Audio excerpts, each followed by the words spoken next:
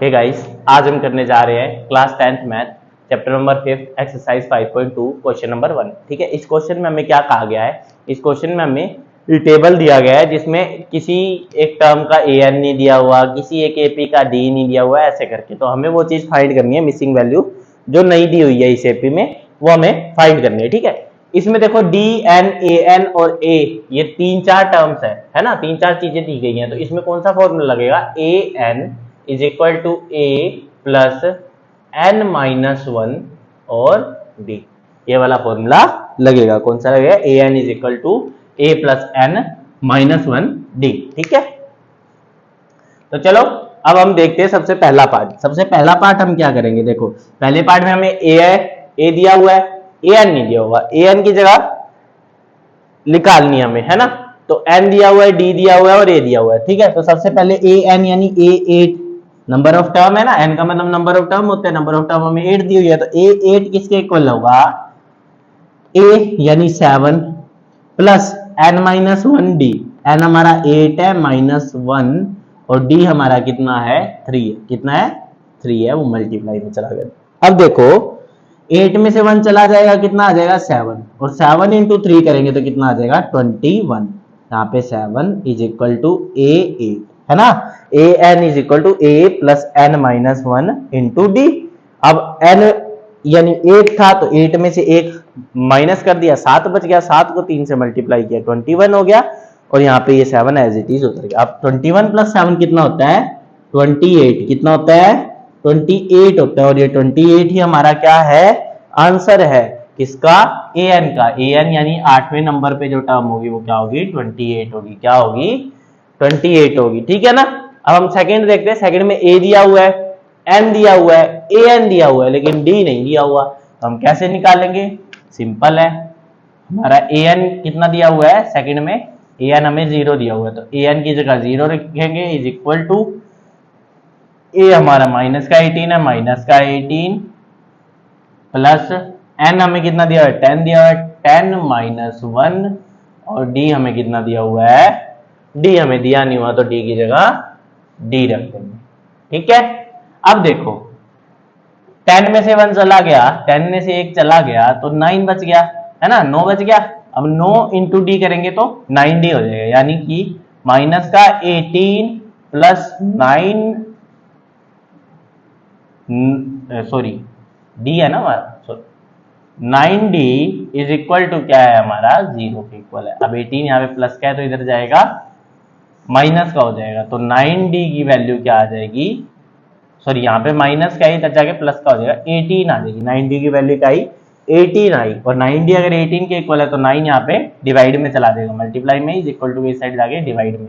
तो d की value क्या आ जाएगी हमारी? 18 डिवाइड बाई 9।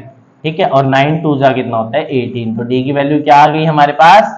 2 आ गई। क्या आ गई?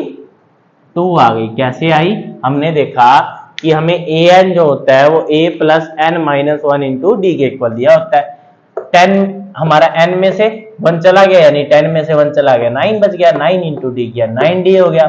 18 माइनस का यहाँ पे आ गया, अब माइनस का 18 इधर जाएगा तो प्लस का 18 हो जाएगा। हो जाएगा कि नहीं? है ना। तो 9d की वैल्यू आ गई 18 और 9 यहाँ पे प्लस में था, इधर यहाँ पे मल्टीप्लाई में था, इधर आया डिवाइड में हो गया, और 9 को डिवाइड किया 18 से तो आंसर 2 आ गया, जो कि हमारा d है। ठीक है, अब अगले में देखो a नहीं दिया हुआ, d दिया हुआ है, n दिया हुआ है, an दिया हुआ है। तो चलो थर्ड पार्ट करते हैं हम। थर्ड पार्ट में an कितना दिया हुआ है? माइनस का 5 दिया हुआ है। कितना? माइनस का 5 इज इक्वल टू किसके है? a हमें दिया नहीं हुआ तो हम a की जगह क्या रखेंगे? a प्लस n हमें कितना दिया हुआ है? 18 दिया हुआ है। कितना दिया हुआ है? 18 माइनस 1 इंटू डी हमें कितना दिया हुआ है? माइनस का 3 दिया हुआ है। कितना? माइनस का 3 दिया हुआ है। ठीक है ना। अब देखो माइनस का 5 किसके इक्वल हो जाएगा? a प्लस n, यानी 18 में से 1 गया 17, 17 3 जा 51, कितना आएगा? 51, यानी माइनस का 51, माइनस का 51 कितना आ गया? माइनस का 51 आ गया। देखो 18 में से 1 गया 17, 17 इंटू 3 किया, माइनस का 51 हो गया। तो हमारी वैल्यू आ गई माइनस का 5 is equal to a minus 51। अब 51 यहाँ पे माइनस का है, इज इक्वल टू इस साइड जाएगा, क्या हो जाएगा? प्लस का हो जाएगा। क्या हो जाएगा? प्लस का। तो a की वैल्यू क्या आ जाएगी? 51 माइनस 5 यानी 5 माइनस का है 51 प्लस का है, कितनी आ जाएगी 46। कितनी आ जाएगी 46 आ जाएगी। ए की वैल्यू 46 आ गई। क्या आ गई 46 है ना। 51 में से 5 माइनस कर दिए तो हमारी 46 आ गई, यानी ये हमारा क्या है 46 है। क्या है 46 है। ठीक है, अब अगला हम देखेंगे फोर्थ पार्ट। फोर्थ पार्ट में हमें ए दिया हुआ है, डी दिया हुआ है, एन नहीं दिया हुआ और ए एन दिया हुआ है। तो चलो फोर्थ पार्ट करते हैं। फोर्थ पार्ट में ए एन कितना दिया हुआ है 3.6 इज इक्वल टू, ठीक है, ए कितना दिया हुआ है माइनस का 18.9 है ना, और डी हमें कितना दिया हुआ है 2.5 एन दिया हुआ, तो plus N minus 1 into D क्या है 2.5 है। ठीक है ना, तो डी हमें दिया नहीं हुआ। 18 प्लस का इज इक्वल टू इस साइड, माइनस का इज इक्वल टू इस साइड आके प्लस का हो जाएगा, तो ये क्या हो जाएगा 18.9 प्लस 3.6 is equal to 2.5 into N 2.5 N 2.5 into 1 minus का 2.5 है ना। तो चलो इन दोनों को प्लस करेंगे, क्या हो जाएगा 22.5 हो जाएगा। क्या हो जाएगा 22.5 is equal to 2.5 N minus 2.5। देखो ये क्या है हमारा 18.9 प्लस 3.6 है, 3.6 है ना।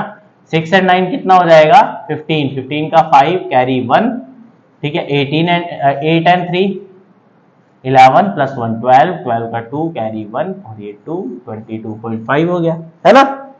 अब माइनस का 2.5 इधर आके प्लस में हो जाएगा, तो 2.5 एन की वैल्यू किसके इक्वल आ जाएगी 22.5 प्लस 2.5, ये क्या हो जाएगा 25 हो जाएगा। कितना हो जाएगा 25 हो जाएगा। तो 2.5 एन की वैल्यू क्या आ गई 25 आ गई।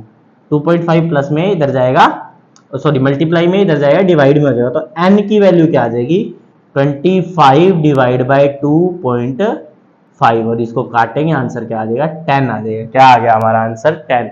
एन हमारा कितना आ गया 10 आ गया।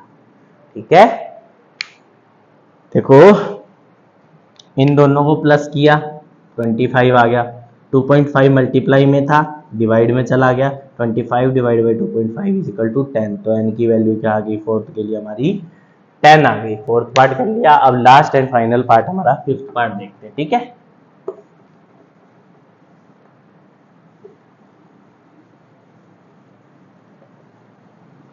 फिफ्थ पार्ट देखो क्या कहता है, ए हमें 3.5 दिया हुआ है, डी हमें 0 दिया हुआ है, एन निकालना है यानी 105 नंबर पे टर्म जो है वो निकालनी है, ए एन निकालनी है। ठीक है, जाहिर सी बात है डी अगर 0 है तो ये 3.5 ही आएगी, वो अभी हम कैसे दिखा देते हैं। देखो फिफ्थ है ए एन यानी निकालना है, तो ए और एन नंबर ऑफ टर्म कितनी है 105 निकालना है। किसके इक्वल होती है ए यानी 3.5 प्लस एन, एन क्या है 105 है, 105 माइनस 1 इंटू डी, डी हमें 0 दिया हुआ है कि नहीं दिया हुआ, डी 0 दिया हुआ है ना।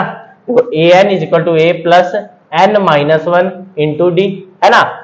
अब ये देखो 105 में से 1 माइनस करेंगे 104 हो जाएगा, उसको 0 से मल्टीप्लाई करेंगे 0 हो जाएगा, तो ए 105 कितना हो जाएगा 3.5 प्लस 0 लिखूं या फिर एज इट इज 3.5 लिख दूं, कोई गलती तो नहीं है इसमें। ठीक है ना, दोनों सेम ही बात है, इसीलिए A105 हमारा कितना आ गया, सॉरी हाँ A105 कितना आ गया 3.5 ही रहेगा, चाहे इसकी कितनी टर्म निकाल लो, क्योंकि D इसमें 0 दिया हुआ है। इसी के साथ हमारे 5 पार्ट हो गए। ओके।